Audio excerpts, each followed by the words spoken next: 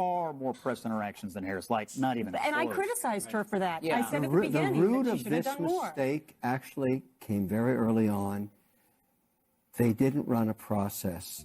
They made an excuse of $317 million in the kitty.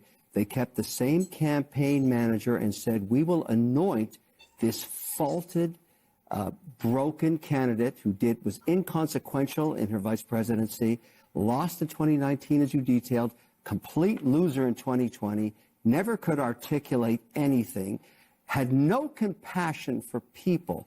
And her own advocates, let's not forget this. I remember the minute this happened, I was in Europe. She went on to The View. All those women wanted her to win. They threw her a softball. They threw her a second softball. She was so weak as a candidate, she couldn't even answer that she would do something different. It ricocheted around the world. She was finished. Well, let me They will never do that again. The left still has absolutely no clue as to what went wrong for them in the 2024 election. Now, some people who have become more moderate are starting to figure it out, but others who were never brainwashed in the first place have no trouble coming out and calling out the complete garbage that is the Democrat Party, as we just saw from Kevin O'Leary. But as I mentioned, some people who have actually become more moderate, more reasonable, are beginning to come around and recognize the problems with their previous positions, as we're going to see today on a few of these clips. But before we jump into them, please like and comment on this video so we can break through the algorithms. Here we go. You said 5 days before the election, you posted this, I think, to X, I don't support Trump. I also don't think it's helpful to call him a fascist or a Nazi. Those words actually mean something beyond not liking a candidate. I mean, I completely agree with you. And I respected you for saying that. Because actually, the over-demonization of Trump, all it did was help him and damage the left anyway. I mean, it was an act of self-harm. Because most reasonable-minded people went, well, hang on, Hitler killed 12 million people. What are you talking about? And if he was such a terrible fascist, why didn't he behave like a fascist for 4 years when he had the chance? And the truth is, he didn't. You know, January 6th was awful, and I wrote that at the time and said it at the time. But other than that, where you could construct an argument for this was the kind of thing you would see in a sort of a banana republic, there's nothing about Trump's first term which screamed fascism to me. And I felt that persistent attack and he's the new Hitler was just ludicrous. Mm-hmm. Well, it's insulting for, like, the Jewish community that, of course, was victimized by Hitler. It kind of downplays or minimizes the severity and the brutality of Hitler and what he carried out.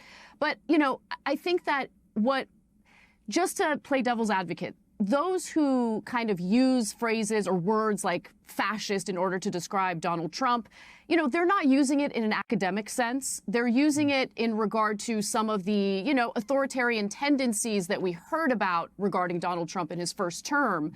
And, you know, you can argue, well, there's a lot of hearsay. There's a lot of comments from disgruntled former administration officials who claim that Trump said these things behind closed doors. If you want to make that argument, that's fine. But even if, let's give those individuals the benefit of the doubt and just assume that Trump did, in fact, say those things during closed door meetings, it still doesn't rise to the actual definition of a fascist, right? I mean, where are the brown shirts? You know, where is the militarized citizenry that's going to carry out, you know, Trump's dirty deeds? It's a type of hyperbole that I don't think Democrats, and I'm not talking about the voters, I'm talking about Democrats in positions of power, genuinely believed. I think what they did is use tactics of fear and division in order to accumulate votes and support in lieu of having an actual imagination of what this country could be if they implement policies that make the lives of ordinary Americans better. The Democrats have made a deal with the devil, and the devil is their corporate donors. And since their corporate donors want very specific things for the donations that they're providing to these politicians, and usually that's a policy that does not bode well for American workers, what Democrats tend to do is lean into tactics of fear, or they talk about culture war issues, right? They lean into the culture war. And every election cycle, they get more and more maximalist with what they claim they want to carry out on these culture war topics. And they've gone too far, and I think Americans have kind of fought back against them. Anna Kasparian hits the nail directly on the head here. The Democrats are not the party of ideas. They are the party of big donors. The other party that is trying to scare you into voting a certain way, and of course trying to push us into some weird radical future where men can be women, etc. Okay? That is all they really have, is the culture war issues and of course demonization. But when you have the other side, Donald Trump, coming out with actual ideas, actual plans, actual solutions, that of course is what rings true with the voters. But of course the only reason that Anna can actually mention any of this right now is because she has taken off the blinders and moderated a lot of her views. She's actually gone a very interesting personal journey after being attacked by homeless people in California, and then in turn, after she complained about it, being attacked by the crazy radical leftists. But of course your average rank-and-file Democrats still don't quite get it and blame Trump's victory on people like Joe Rogan. I think Democrats need to find a message first. What is their message to voters? That I don't understand. Do they want to be the far left? Do they want to be moderate? Do they want to be, where do they want to land? I mean, it's like, it's so inauthentic to me to hear, like, we need to find our own, how are we going to create somebody out of thin air? First, they need to find a message and figure out who they are, and then figure all that out. So it wasn't healthcare access, it wasn't housing affordability, it wasn't childcare affordability, it wasn't having, assistance in your home for the, that sandwich generation. None of those things.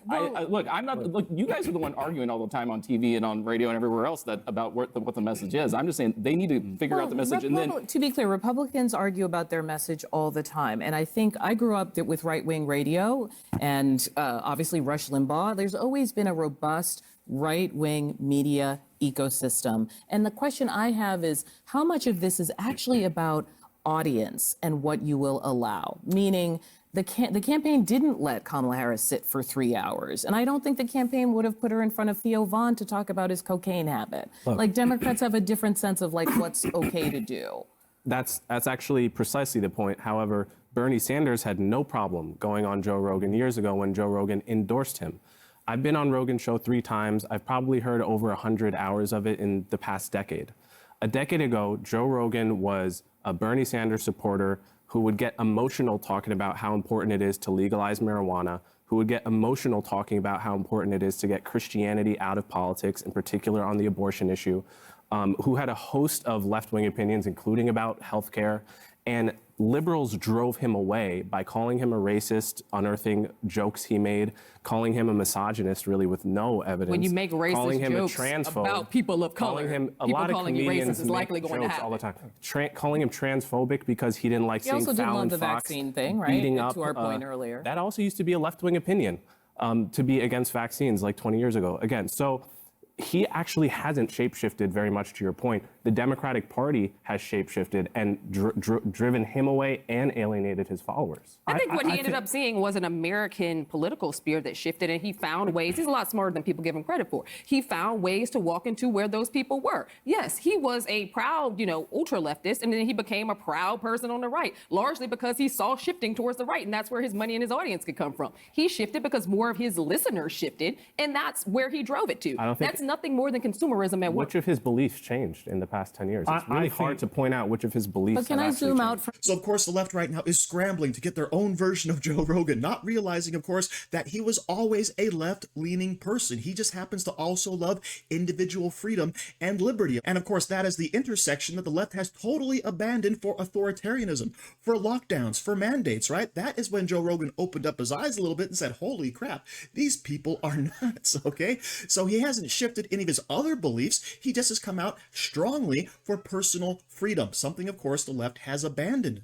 But as far as every other issue goes, Joe Rogan has not changed one bit, as was pointed out there on that panel. But of course, you have the one commentator, well, maybe he shouldn't go out and make racist jokes. Oh, a comedian making jokes that might be offensive to some people? Imagine that. But of course, that's the very line of attack the left used to drive Joe Rogan away from them, all right? And of course, as far as his audience is concerned, they are not right-wing. They're people who are basically apolitical, right? They want to hear Joe Rogan discuss weird and interesting topics, right? That is who his audience is, and guess what? They all tend to lead the same way towards personal freedom. But that, of course, won't stop the left from saying, oh, it was all about money. So thank you very much for watching. Don't forget to like, share, comment, subscribe, and stay safe out there, people, because they're coming after you.